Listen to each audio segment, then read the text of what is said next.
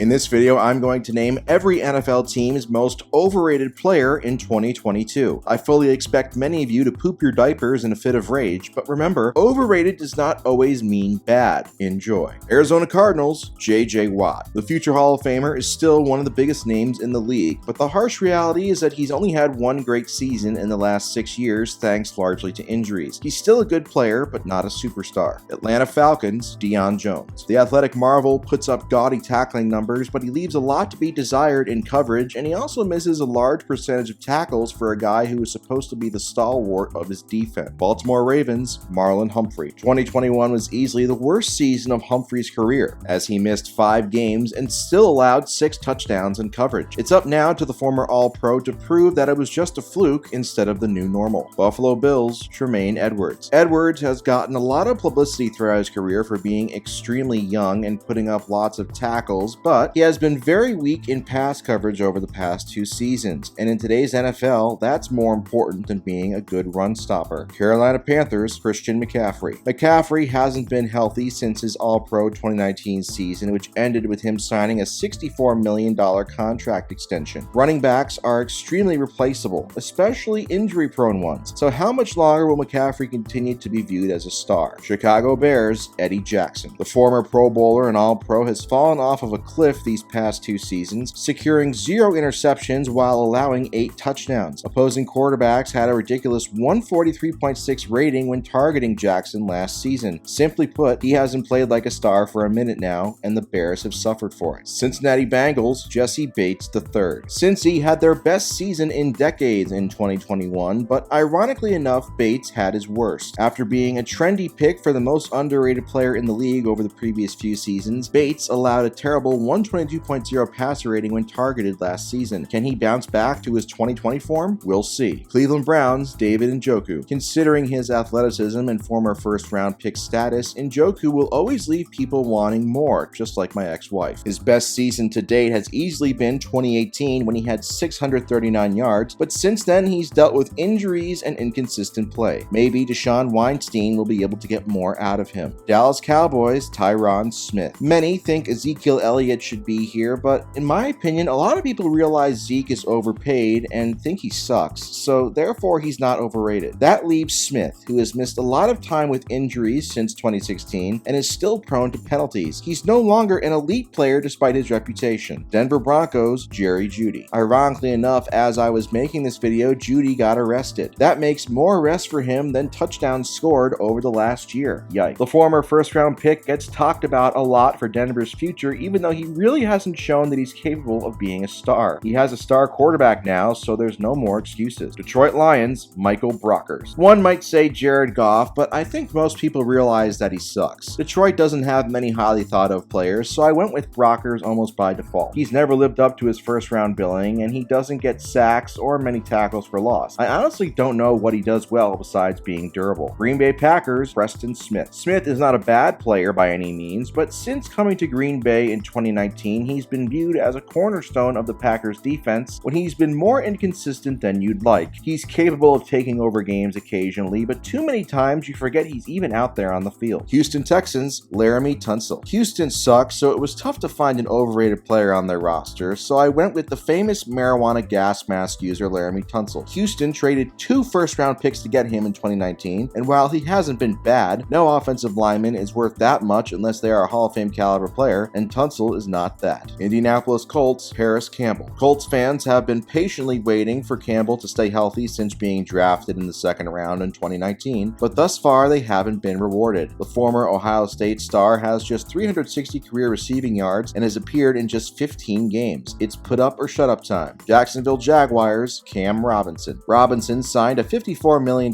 contract thanks to a career year in 2021, but still, it was a bit of a leap of faith for a guy who allowed double-digit sacks multiple times and had at least 30 blown blocks and 5 penalties in each of 2017, 2019, and 2020. Oh yeah, in 2018, he only played 2 games. So good luck, Jacksonville. Kansas City Chiefs, Frank Clark. Since joining Kansas City in 2019, Clark has had his moments, especially in the playoffs, but for a guy who signed a $105 million contract, he hasn't been consistent enough to warrant his star reputation. He's made 3 straight Pro Bowls with KC, but ironically, his best seasons thus far have all come with Seattle. Seattle. Las Vegas Raiders, Johnathan Abram. Abram was one of the Raiders' 3 first-round picks in 2019, and thus far he has not lived up to the billing. He hits hard, but he's been injury-prone and a complete liability in pass coverage, which is kind of a big deal for a defensive back. This upcoming year is definitely a make-or-break year for him. Los Angeles Chargers, Keenan Allen. Allen is obviously not a bad player, but he's not as good as he was 3 to 4 years ago despite the Pro Bowl nods continuing. He's become a reception merchant the last 2 years. His yards per catch in that span is a putrid 10.3. For a wide receiver who is viewed as elite, he should be much more of a downfield threat instead of a Jarvis Landry clone. Los Angeles Rams, Leonard Floyd. No player has benefited more from playing alongside Aaron Donald than Floyd has. The former 9th overall pick spent 4 underwhelming years in Chicago before being cut. His best 2 years by far have been the last 2 years in LA, and he even got a $64 million